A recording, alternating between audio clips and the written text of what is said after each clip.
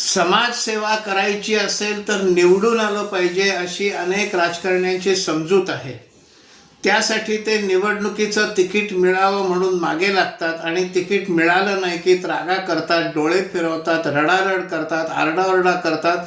का तर त्यांना असं वाटतं की समाजसेवेची आपली केवढी मोठी संधी हुकली। पण तसं नाही आहे।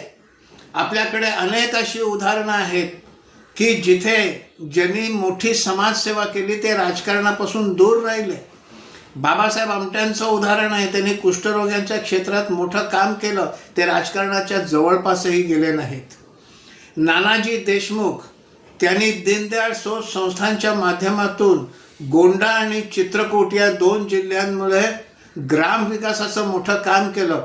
ते राजकारणात होते, जनसंघाचे खासदार होते, पण जेव्हा त्यांचं वय 60 वर्षाचं झालं तेव्हा त्यांनी जाहीर केलं की 60व्या वर्षानंतर मी राजकारणात राहणार नाही।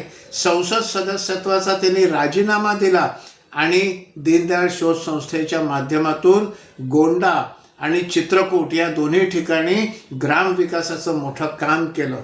आपल्या जवळपास असलेल्या कल्याणचे माधवराव काणे हे कल्याणचे नगराध्यक्ष होते, त्यांनी नगराध्यक्ष पदाचा राजीनामा दिला।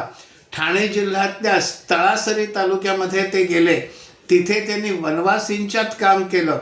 असलेलं पद त्यांनी सोडून गेलेले आहेत ते तसं काम करण्यासाठी।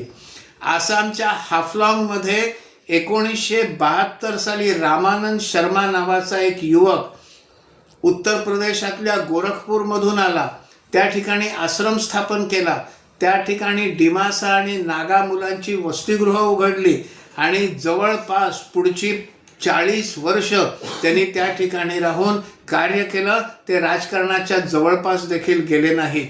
असे अनेक उदाहरणं ही आपल्याला समाजामध्ये पाहायला मिळतात की जे राजकारणाच्या जवळपासही गेले नाहीत, पण आपली अख्खी आयुष्य ही समाजकारणासाठी लावली। त्यामुळे समाजकारण करायचं असेल तर राजकारण केलं पाहिजे, निवडून आलं पाहिजे, ही समजूत चुकीची आहे।